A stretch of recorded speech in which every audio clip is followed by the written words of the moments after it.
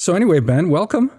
Hi, I made it. You made it. Yeah. You made it from Twitter into Shadi's living room of all places. You know, I've been in the United States for 5 years, and I've always wanted to live the American dream, and now I feel like that's it. I made it. To come to Wisdom of Crowds podcast. Wisdom of Crowd, be listened by Shadi's mom. It's such an honor. Well, she'll really appreciate that, actually. Did little hello to Shadi's parents. Yes, indeed. Yes, indeed. Mom, that's Ben. You haven't met him yet. Did she meet your Ben? I guess she hasn't met you either, Damir. No, she's never met me. Oh, wow. She hears about us all the time. Yeah, that's crazy. One day, after coronavirus. After coronavirus, we'll meet your parents. It's exciting. No, so I mean, so we're also sinning is the other part. We're here in Shadi's living room together, not actually virtually. I mean, we talked about whether we would actually come clean on that, but I think it's important to come clean on this podcast. Also, a little fun note before we get into that. Yeah. Well, you guys, our listeners should know that while Damir was preparing the mics, I was actually cooking because I'm fasting today. So then it's about sunset time, and so I made a little meal, and I'm eating it right now. Yeah. So our listeners will, in a sense, be virtually eating with me. Yeah, I mean, just make sure you're chewing your food off mic. It's a little disturbing to have that like actually in people's ears. It's a little too intimate, perhaps. No, but I mean, yeah. So it's been an interesting time. I feel like the last few weeks, this whole sort of not being together, right, or the social pressures. I mean, we've talked about this, Shadi, the sort of social pressures of not being in the same room. The last time we recorded the podcast, it was still somewhat socially acceptable, I think, to be in the same room, but not really. I don't know. Do you remember when that was? Yeah. I feel like it was already getting to the point of just like, oh, well, I don't know about this. This is a little weird, but I think it wasn't. I wasn't feeling like I was transgressing. I feel like we're transgressing a lot more right now. Yeah, I feel like the stigma has grown. Yeah. Were we sinning back then? I don't remember. So, you know, I went running the other day. Yeah. And so now when you run like a Rock Creek, people will keep a certain distance, obviously. And when you run on a narrow path, like people will be nice enough to just step away for a few seconds so you can go through. But one person actually turned her back on me. And for some reason, I was really offended. And I know that it's about, doing the same thing. But I found that socially very violent as you're literally turning your back on something. You not even, showing your face. Like maybe it's very French of me, being obsessed with showing each other's faces. But I found that to be like psychologically pretty aggressive to see someone turning their back as you're walking by. Is that recommended? Like that you don't face someone because you'll inhale their filth? I guess in a way it makes sense. Yeah, right? even walking on the sidewalk, you'll notice how people will like keep a certain distance. Yeah. Like as they're passing by. So I feel like on that very basic level in how we walk and like on the street, that's changed. Sure. But so it's interesting that we did have,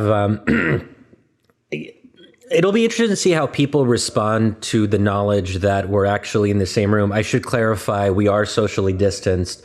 Ben is 6 feet away from me. Damir's probably like 8 feet away from me, or 9. Yeah. And I will be disinfecting these microphones to all hell after you're done with it. But it's interesting that this has really become, I think we've talked about this before, but it's become a real dividing line with people is how do they actually approach social distancing?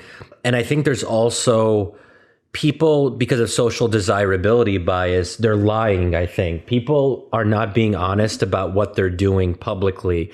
And anecdotally, I've been able to glean that a lot of people I know, you talk to them a little bit more, they are meeting with a small group of people. Oh, Most really? people are.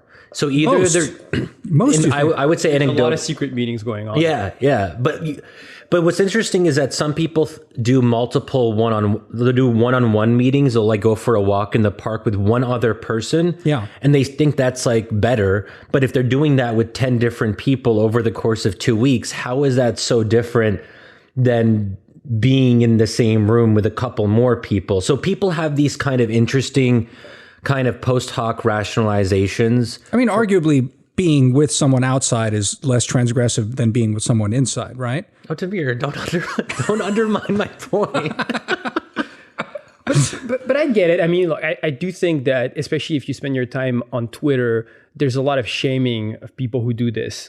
But the truth is, everyone's trying to find a balance and finding a coping mechanism, especially as we realize that this is going to last longer than we initially thought. So we have to find ways to live with this very unnatural moment. And even if you continue to see a small group of trusted friends of 4 or 5 people, you'll go on one-on-one walk. And there's lots of people I know around me who continue to do this. It's such a dramatic shift from how we lived just a couple months ago, right? I would go into an office every day. I would see, I think, I was trying to count the number of people I would see in a day. If you can count the restaurants, the bars, the traveling, in our professions, we tend to travel a lot and would go on planes, maybe twice a month. So even if now you feel like you're transgressing because you're meeting 4 or 5 people in a week, it's probably just 1% of what you used to do before. So I think it's still, on average, a pretty good balance. That's really interesting. Yeah. When you think about the people that we used to interact with, it must have been at the level of hundreds over weeks. Maybe not for Damir. No, not for me. Damir's live. I mean, Damir's never seen so many people than now. I know, right? This is. I've really come out of my shell. I think the 1940 volume of Winston Churchill's memoirs starts with the sentence, I feel that all my life had prepared me for this moment. Right. When it comes to Prime Minister. This is for me, exactly. The quarantine is Damir's my 1940 moment. My crowning He's moment. Rising to the event. No, but it does raise a really interesting question that, I think it's starting to dawn on us that there is no after the virus coming soon. We're going to have to live with some level of non-zero risk. So inevitably we have to find ways to adapt.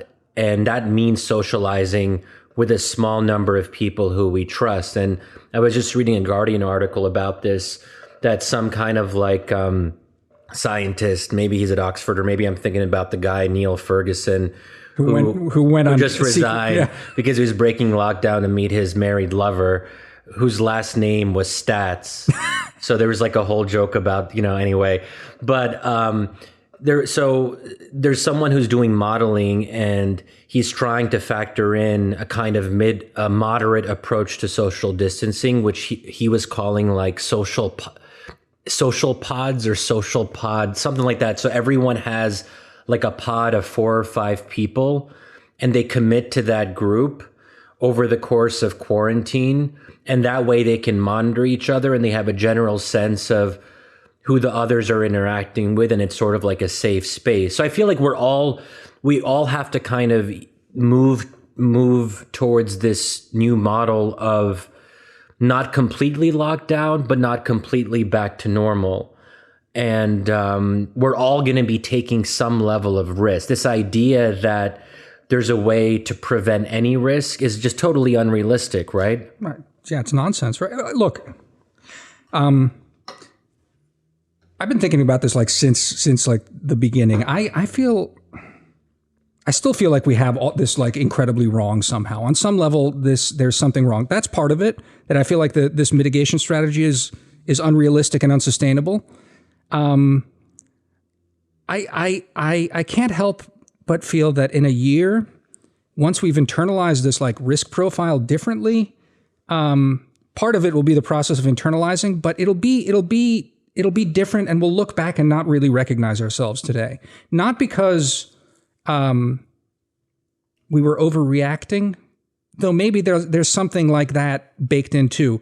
And this then gets me to thinking that this is going to somehow unravel in a very unfortunate way, where there's going to be a lot of second guessing. And you see that Trump is already doing this, right? He's already setting it up that we overreacted, the experts overreacted, they ruined the economy, they ruined his economy, they ruined et cetera. So the resentment game is kicking up. But I don't know. Do you guys think about that at all? About does this feel off to you? And not for the fact that it's just unfamiliar, but that fundamentally this is not working, just not correct. I mean, this is a perfect moment for populist leaders like Trump and others. You're going to see this in Europe because first you have the issue that you just raised is completely taboo in public debate. Mm-hmm. That's the truth.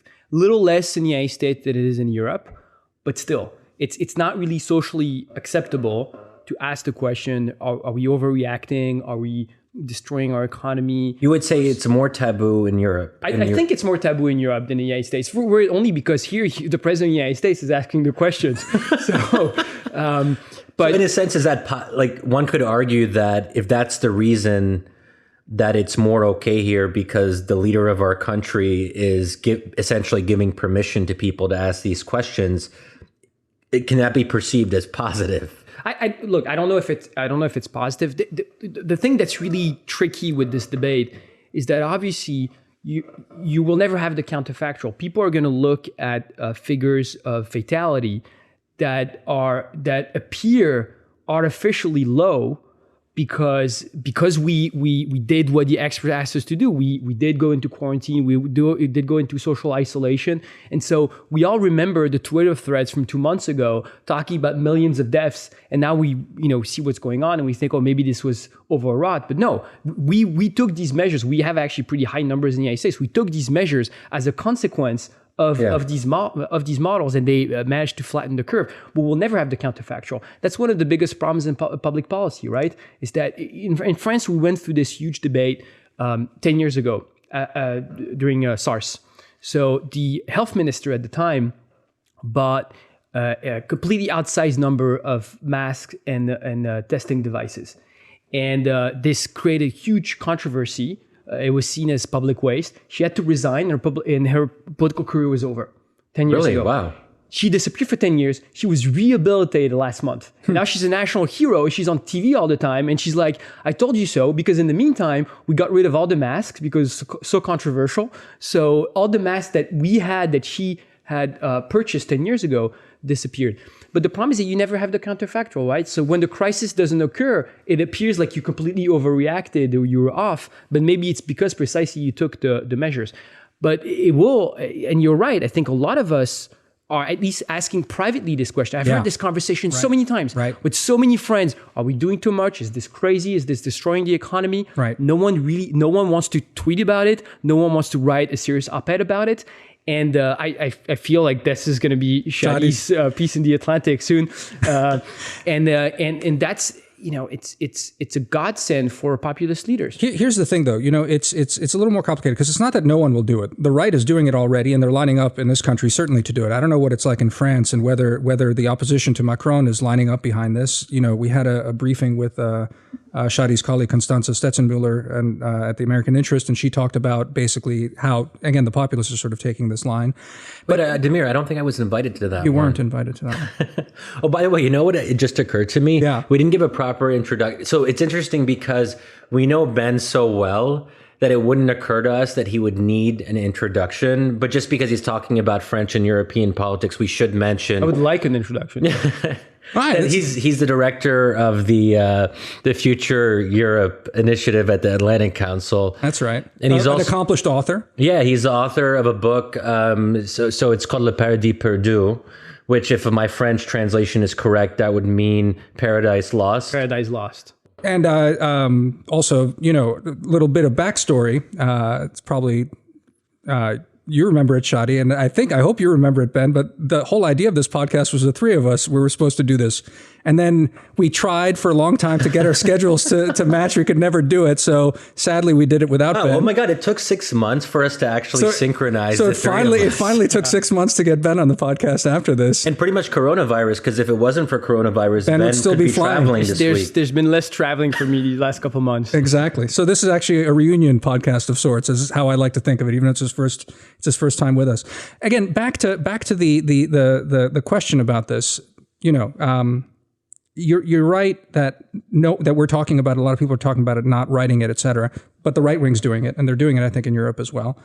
But here's the interesting thing: as that argument has evolved, I mean, it was in March, I think, late March, that the Wall Street Journal first did the op-ed saying there's a tension between the economy and this, and obviously we need to do something, but let's not lose sight of the fact that there are costs on the other side. I thought it was a very good and sensible one.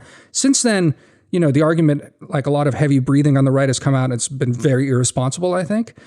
But now you're getting a new kind of, I think, reality coming out in that sort of discourse about the mistake. And this resonates with me more. And this is the part where I think that Trump politically, everyone's like, oh my God, the kind of insane shit he's saying right now, that it may not be as catastrophic for him as it sometimes seems. This whole thing, like we're going to have to, he's exhorting Americans to be heroic and go out there and treat this as a struggle. Because when you think about what is it that is happening here, we have a population that is vulnerable, and but there's nothing we can do for them except isolate them. That's the reality that's emerging. For the rest of the population, there's heightened risk, but it's not really off the charts. And early on, when the data was coming in, there were these anecdotal stories of young people falling, and it doesn't discriminate on age. No, but it does discriminate on age in a big way. I think obviously there's risk for people who aren't in the categories, and we don't know the mechanisms for it's working, but it's limited risk. So what we are going to, I think, the new normal, short of a vaccine and short of everything else, is kind of like a guilty life as it normally was, with a certain sense of slightly elevated risk, a good chunk of the population self-quarantining for fear of life, and probably an elevated death toll. So basically, and I'm pretty sure Trump is preparing the nation for this, is like that, 3,000 dead a day. I don't know what the normal death rate per day in America is. I don't know if the 3,000 figure that was in their reports was excess deaths that they were talking about, or just 3,000 deaths. But I think the new normal is going to be just like a background noise of like an elevated death, which will normalize at some point. But that's a scary thought. It's a scary thought, but I think it's how it's. I'm just trying to think through this and then think through the politics of this. I think you're going to have Democrats pointing to this elevated death toll, and as it gets normalized among people, they're going to be like, yeah, I don't know. I don't know how that plays out. I've seen a lot of, and I want to ask Ben about this because I know he has a different approach. Like I think all three of us do, of not following coronavirus news very closely on Twitter. And I think that's helped for our sanity and for just trying to continue with our lives. But I have seen some people basically saying that Trump is sacrificing the most vulnerable people of the population for the economy, but they're talking about it like he almost like he's murdering them. Like Trump is, in a sense, intentionally not trying to kill people, although maybe that's what people are saying. I just find that bonkers. I don't think he's trying to kill people, but in effect, his policies are murder. That is a common narrative that I'm seeing on Twitter on the center left side of the spectrum. But in effect, any reopening plan anywhere in the world, Trump or not, means some risk of elevated death toll. Ben, how do you see this if you're kind of comparing with France or debates that you've seen in Europe? How do we get our heads around this? Well, one thing that struck me, there's this French journalist, center left, a couple of weeks ago, who had this Twitter thread basically saying, we're doing too much, we're destroying our economy, this is crazy. And he got a lot of pushback from political conservatives, from some writers around Le Figaro, the center-right conservative newspaper. And they came at it with a very sort of pro-family, pro-life argument, saying, our elderly are more important than our financial markets. And that's a very respectable conservative take. And it's interesting to see part of the American right that's not at all going for this narrative and going for a much more capitalist and I would say almost Darwinian kind of narrative when you hear Laura Ingraham on Fox News and others like this that are, I think, a little more troubling. It was something interesting a couple months ago. I think a lot of us were puzzled, at least in Washington, as we usually are, by the fact that Trump gained a few points in popularity and that actually you had more than 50% of the American public supporting his approach to coronavirus. I think it was interesting because it was almost the first time since his presidency that something was not read solely through the lens of partisan divide. You actually had more than the number of Republicans in the country who supported Trump. And so, some of us were talking about this and thinking, well, maybe there's a rally around the flag effect and we're in a crisis and people are supporting the leader. But there's also an argument to be made that I think Republicans were supporting Trump because they always support him. You probably had a rally around the flag effect, but you probably had the third effect as well, which was that maybe a sizable part of the American population also thought that he was right, that this was overblown, that we were doing too much about this. So I think you had a group of people who were supporting him because they thought he was on top of it and he was being strong on the crisis, and a group of people supporting him because they thought, they agree with him that this was just crazy and the media was an overkill. It's interesting you mentioned that. I don't want to name names in case they listen to the podcast, but I was talking Probably don't. But a couple relatives of mine who I was talking to earlier on during the crisis, and when Trump had started his press briefings and it seemed rather new and innovative and all of that, now it's just like, God help us. They reacted, and these are people who are anti-Trump Democrats, but not very politicized and not very ideological. They're more, let's call them normal Democratic voters. So in other words, unlike a lot of the people that we follow on Twitter who are very politicized and always following every little tidbit. And they were like, Trump, they had a general vibe that Trump has risen to the occasion. Oh, Trump is giving these briefings. He's showing leadership. They don't like him, but they were able to get past that and say, oh, he's our president. He's what we got. Yeah. He's the one who will be leading us through this crisis for better or worse. We're glad that he's stepping up, and we want him to step up. So my sense is that the third effect that you're talking about are probably people who are like, hey, could be worse. He's at least doing something. He's got the coronavirus task force with... And by the way, it's actually hard to know what kind of job they're doing because the news is so focused on Trump and whatever he's saying, on taking a sentence out of the context of Jared Kushner's briefing, that, I'm reading reports that they're actually doing well on ventilators, it's actually easy to find masks in the United States, much more so than in France. So it's hard for me also to know if the US is really underperforming. I mean, we've been talking about this a lot privately, but when you look at per capita, the US is below the European Union. Right. And well, at least Western Europe. Right. For sure. No, I think that the dance that journalists are playing with figures and all of this is another thing, because there is, what Shadi was alluding to earlier, but there's an almost glee at watching, and building up the failure of America. It's like, oh my God, he's fucking it all up. This is it. This is the moment where Trump really just shits the bed and like everyone sees it and finally wakes up. Wait, so we actually have more masks and ventilators than a lot of Western European countries? So we're actually doing better on some of these metrics? Once again, I think the jury is still out and we'll be able to compare this maybe in years. But right now, I'm seeing a lot of media report. And by the way, some glee coming out of the European Union, where I think everyone should be humble on both sides of the Atlantic. Yeah. We were overwhelmed by this. We were also misinformed about the extent of this coming out of China. And clearly there was a lot of disorganization, division.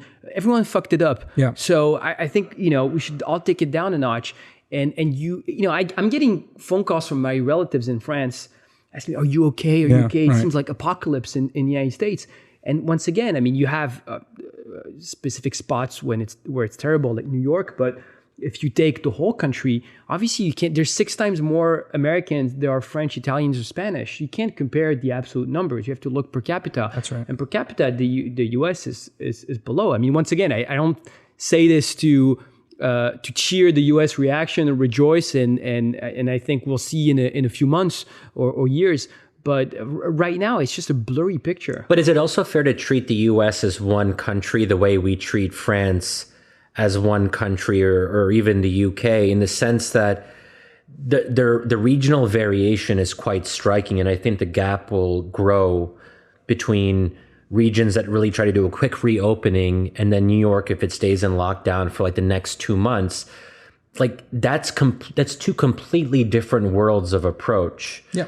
And I'm starting to wonder if we can really say, I mean, should we start looking at deaths per million per state and making more careful distinctions internally in the US, just as we wouldn't take the EU figures overall because the approaches within the EU vary so widely. I mean, how would you see that? But even before you jump into that, I mean, keep in mind, it's your point is spot on, but take it even more so. Like even Italy, it's so regional, right? I mean, I was asking you weeks into this, like where in France is this? Everyone's like, oh, French numbers. Where in France? You know, and it's regional in France too. It's not the whole country. It's like that. It's equally thing. That's one of those things that it's part of our mental map is talking about per country stuff. Per capita is a much better thing, but even that's like a weird one. And then you go into these grim calculations, right? So my grandparents are in their 80s. So obviously they're part of vulnerable population, and we're very fortunate that they've been quarantining fairly early.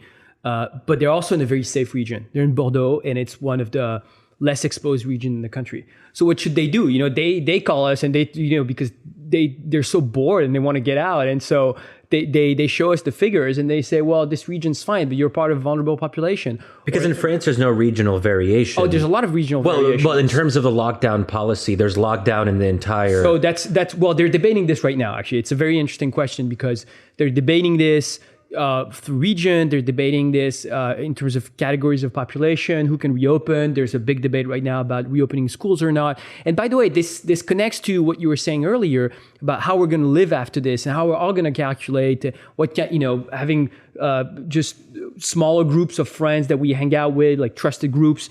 And it's so interesting for me to compare such a centralized state as France, where basically everyone's expecting the president to decide on everything. What time are we going to get out? What restaurants should open? When are we going to go back to school? With the United States, where I think it's going to be much more individualized. We're all going to make our calculations. We're all going to try to adapt in a way or another. And the country's going to progressively reopen. But when you look at the polls, you still have a majority of Americans saying that they don't want to go back to the theater. They don't want to go back to restaurants. They don't want to use airplanes. So the economy is just not going to reopen all of a sudden. Of course. I think there's going to be more responsibility. There's a crazy amount of expectation and pressure on the state and on the person of the president in a country like France. And so that's really interesting. And I mean, that's probably like a longer conversation that we should have. The cultural aspects that lead French citizens to be more deferential to state authority. And I tweeted something along these lines, and some people were like, oh my God, how dare you say the French are deferential to centralized state authority? Look at all the protests they have and this and that.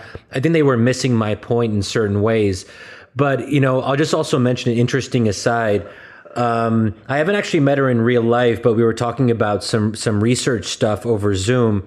Maybe you know her because I don't want to assume that Ben knows every single French person. It's a good assumption, though. Her name is Sophie Lemierre. She's a fellow at NED, but right as coronavirus was starting to get worse before the lockdown, she decided to leave DC. Well, I don't know. I don't know if I should say exactly where she is, but I don't even know exactly where she is. She's in a random island in the middle of nowhere that is technically French territory. So they have 0 coronavirus deaths, but they're on full lockdown, just as it would be full lockdown in Paris, which is bonkers to me as an American. There is no kind of accepting differences, even in an island that has nothing to do with France. Yeah, I think that's a good example. And by the way, you're talking about the protests, the strikes, and whether people are differential or not. I wouldn't say they're differential. The French people are very rebellious, but there is this expectation that politics is a direct relationship with the person of the president, who's embodied by the king before. And in a way, the strikes and the protests are a direct consequence of this, because when you don't have intermediary bodies, when you don't have strong parliamentary counterpower or local power, like you have states here, our mayors have executive power, but then, regional leaders are very weak compared to what they could be in Germany and the United States. And basically, if you lost the election, or if your side lost the election, or if you're unhappy about something, your only recourse is to take the street and establish a direct bounce of power with the president. Because in the United States, you can be a Democrat and hate the president.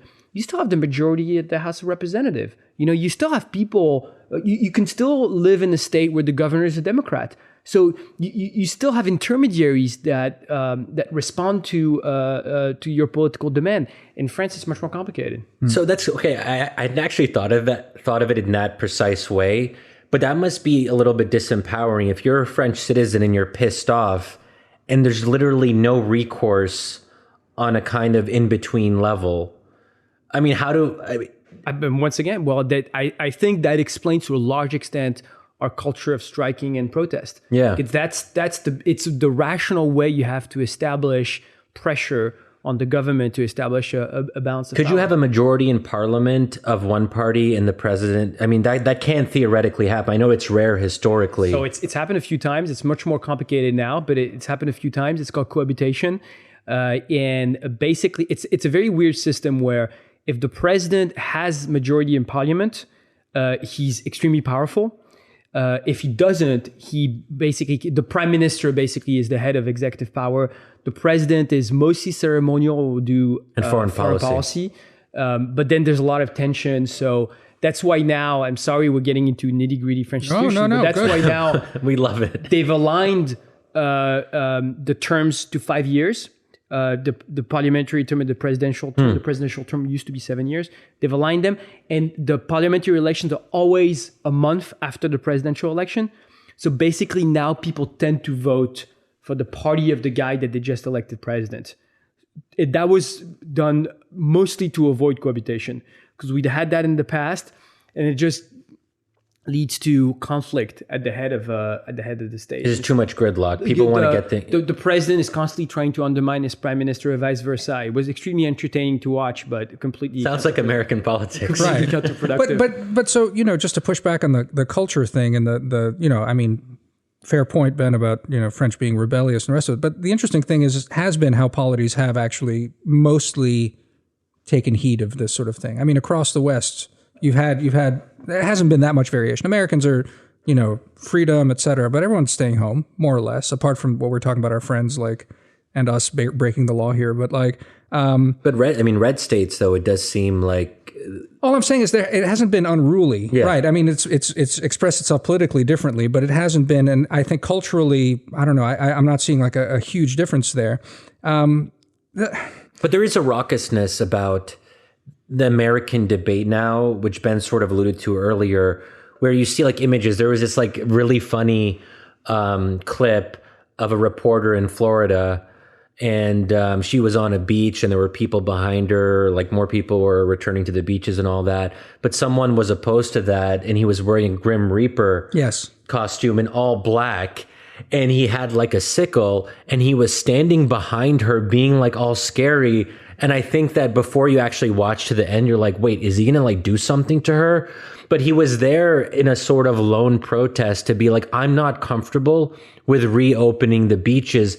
And people were saying, oh my God, look at this. America's a mess. Look at this craziness. But when I saw that image, I thought to myself, this is what I love about my country.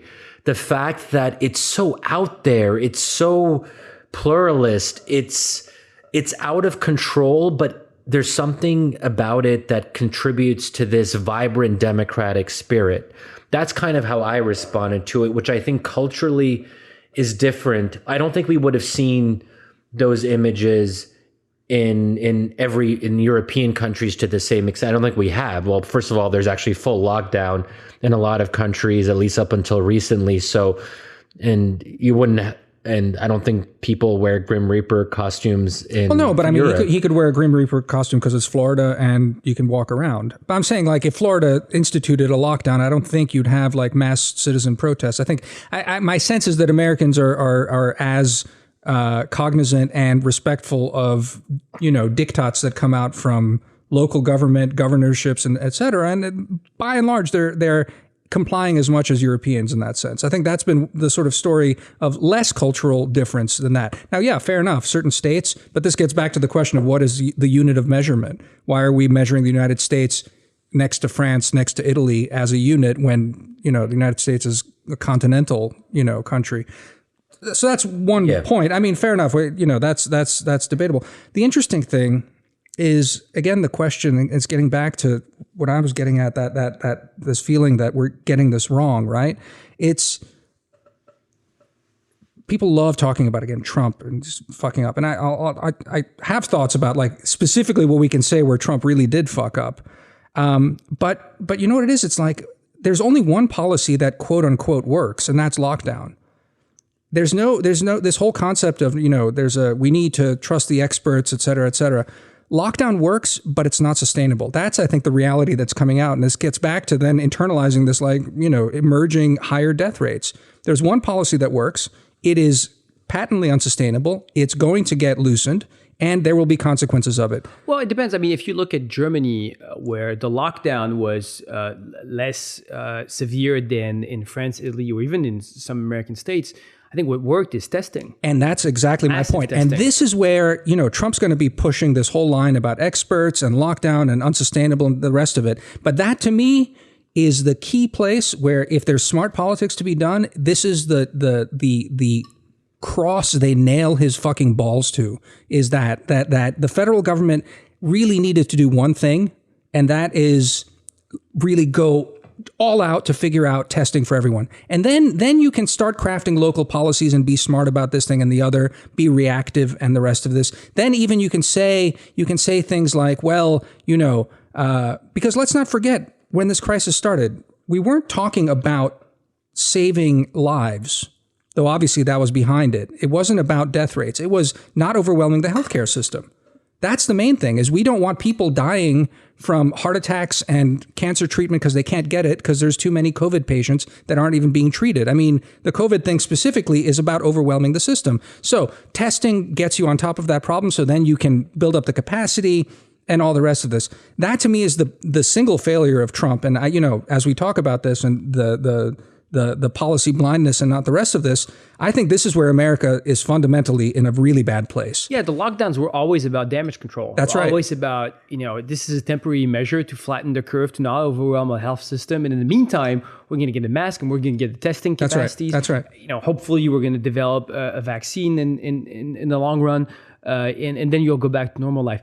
However, to go back to your point on Trump and the politics of this, what worries me is that he has this unbelievable capacity to shape the debate, yes, to force his opponents to go on his ground.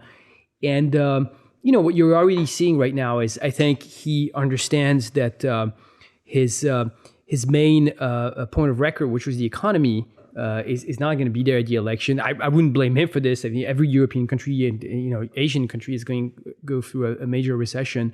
But obviously, he's not going to be able to boast about his numbers. Yeah. So he's going to have to find something else. Except for the stock. So the stock market is not the stock market rebounding. But the problem is that, we'll see how long this lasts when all of the major markets of economic partners of the United States are going to be in major recessions. But no, it seems that I think if he tries to shift the conversation, he shifts this to China. Yeah. And to national security. That's right. And a lot of us are going to be torn, and a lot of Democrats are being torn about this, because I think they agree on with the idea that first, that the major foreign policy priority of the United States is strategic competition with China. They agree with the fact that the regime lied about the virus, that it covered up, and it fumbled its propaganda effort afterwards. The problem is, how far is this going to escalate? How far is Trump ready to take it?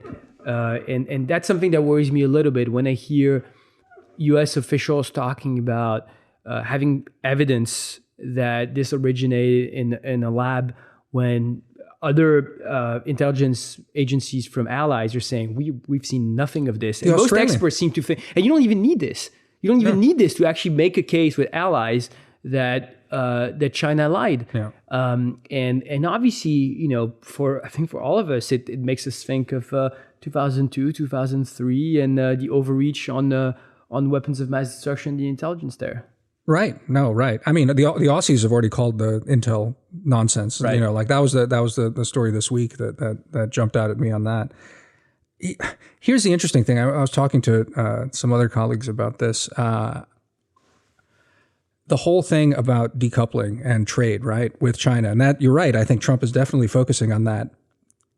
Maybe there's a slight thing. His friend sent me an article in Reuters today about rebalancing, all of this trade away from China and to other allies in the Asia Pacific region. Yeah, it's called TPP, you know. And that's going to be the best part of this, is like when Trump actually rebrands TPP and gets America into it before the end. Because I mean, it's T for Trump. T for Trump, right? The Trump-Pacific Partnership. But yeah, you know, I think that's pretty much right on this. And so, strategy for Democrats has to be, on the one hand, I think, you know, something incontrovertible is pointing to the fact that we're flying blind on this. But that's not a really sexy political point. But it's on testing, because that is, you know, I think that there's a temptation. What on the left, a lot of people are it's this like technocrat idolatry, and I think Trump brings that out in people because he's such a bore. He's such a uncultured, uncouth animal, and we love to sneer at him, right? And that's one of the worst ways the Democrats can approach this. And Exactly. even as we've talked about before, I sometimes fall victim to this approach, where sometimes I fantasize, even as someone who's as anti-technocratic as I am. Yeah.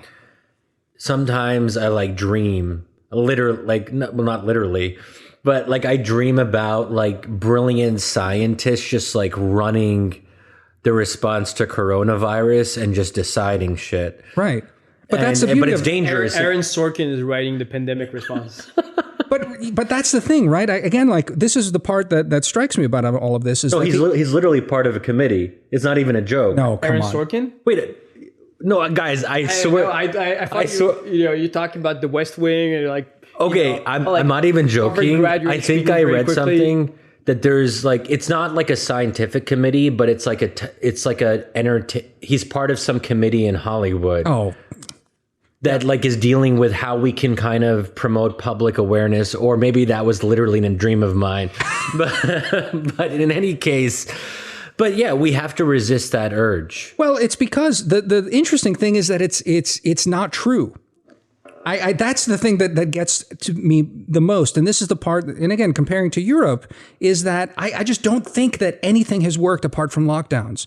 No amount of like this, that, or the other thing has worked. Not that there's been much proposed, I guess, and lockdown is technically a technocratic thing, but it's also like the oldest response to plague ever, right? It's there's nothing new about this. And so all these charts and all, we need to do this and time it the other way. I don't think we know so little about it. And so the only, like I said, again, to return to it, it's testing is the only toehold we have on knowledge on all of this. And the narrative, again, it's the temptation of Democrats to go hard against this. And maybe that's the opening for Trump in all of this, is to, if he can convince people enough that the experts that whatever the truth is, the experts are further from it than he is. And there's an equalizing between, a colleague said this the other day, if between a clown and an expert, and people are compared, well, they're both wrong. Well, the clown comes out better than the doctor. You know what I mean? Like, in that sort of thing. I don't know. Yeah, and I think that's if Democrats do go that route, I think we're going to be disappointed. Mm-hmm.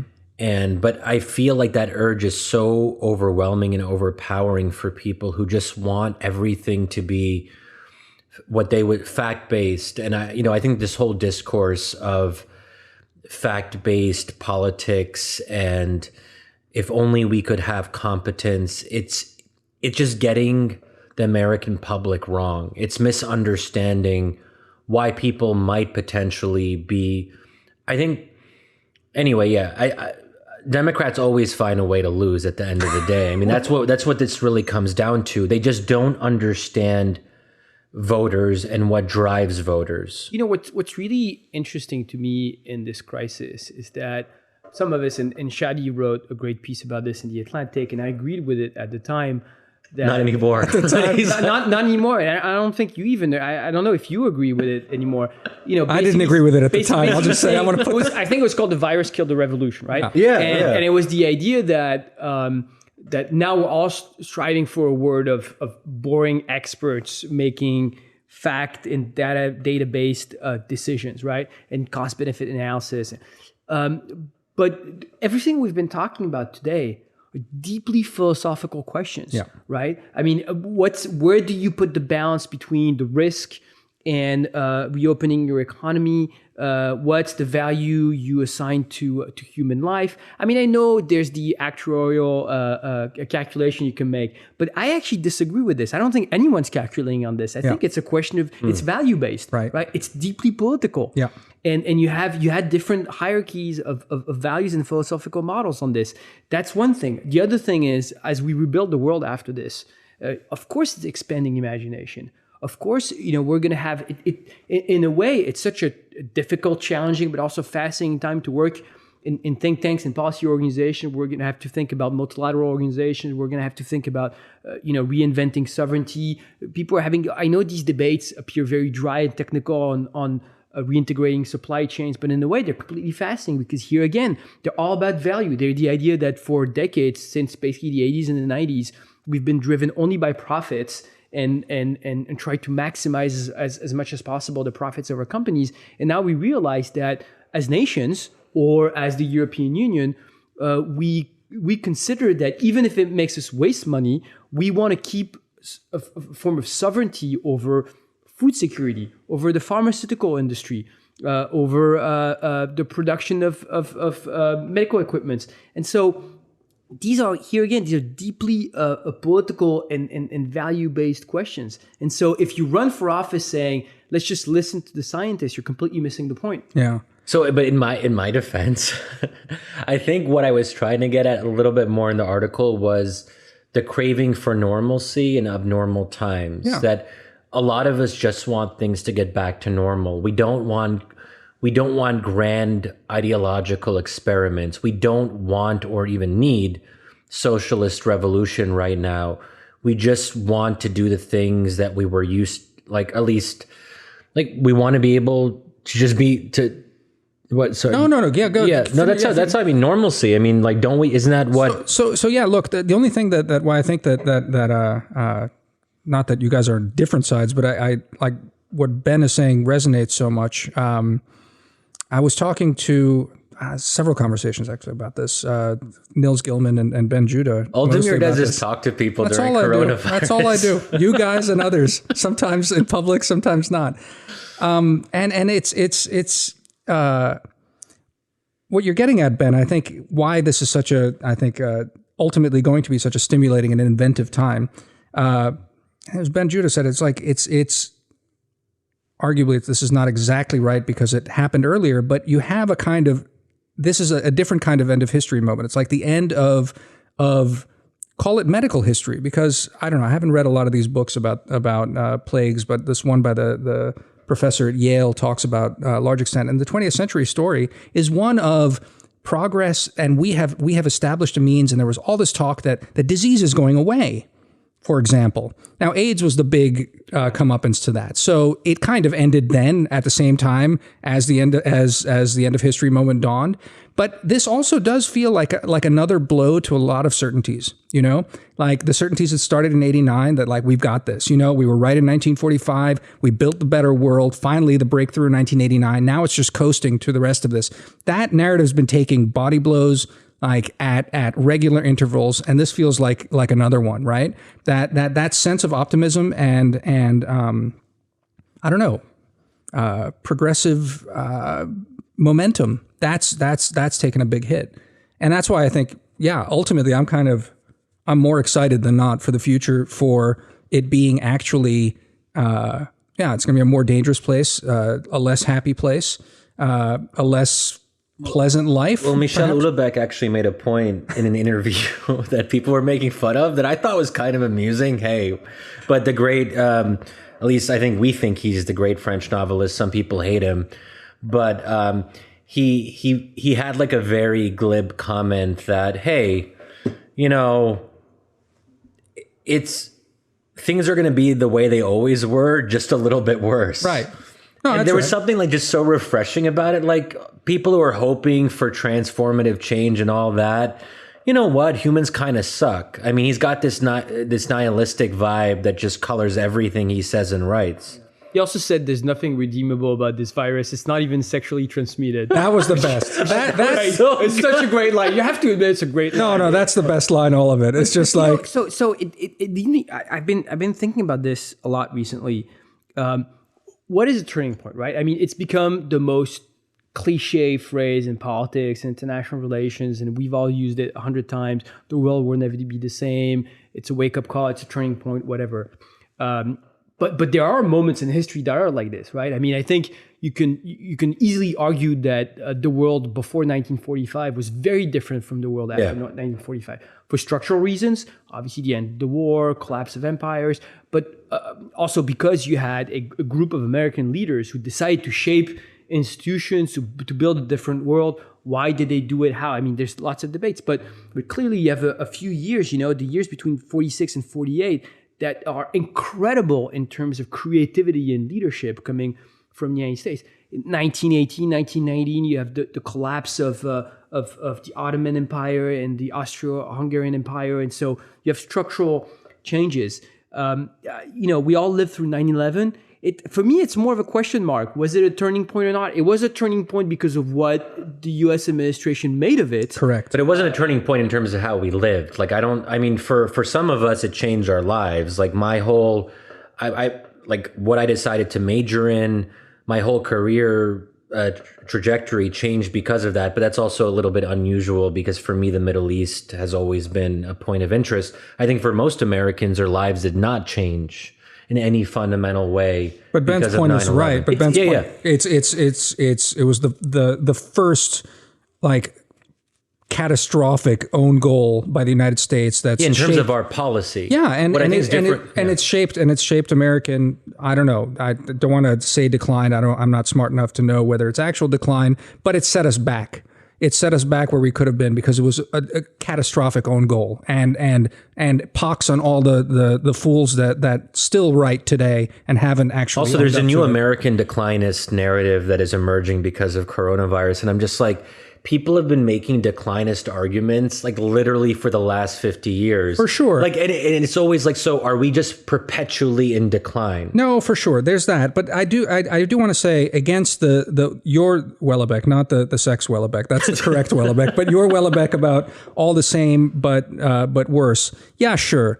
But I don't think it'll be all the same, but worse, only because I think you shouldn't look at these events as singular things. I think that, the last few years and the rise of populism and all of these things have been a series of body blows to a certain kind of certainty that, again, was codified in, let's say, 1989 and is part of an ideology that congealed since 1945, and it's falling apart.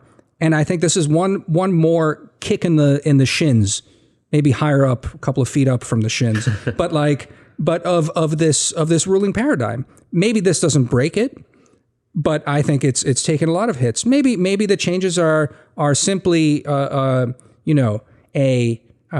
sharper elbowed fight over trade and a realignment and questions about sovereignty, as Ben was putting them, and how we deal with China, and that's done differently.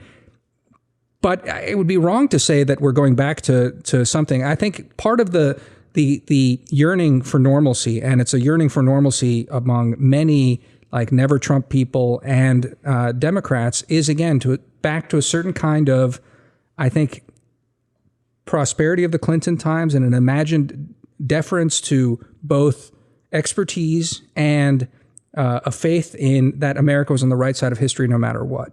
All of these are taking blows. Within America, outside of America, the whole direction of history, it's not coming back, I don't think. But it's interesting, right? Because a lot of this is performative. The change happens because someone seizes the moment and shapes it. Yeah. Right? So right now, we all feel that something's going on, but the world might be exactly the same. As Welbeck said, exactly the same, but a little worse. I talked to my dad at the beginning of this, and he's a businessman, and he was telling me, it was funny. He said, I remember the financial crisis, economic crisis in 1990. And then he's in tech, so he clearly suffered from the 2000 tech crisis. He says, I remember the 2008 crisis. He said, each time we're all saying this is huge. The world will never be the same. It'll be completely different afterwards. And then you realize a couple of years later, it's exactly the same. And just financial markets has gone back up, and we're just trading as we used to.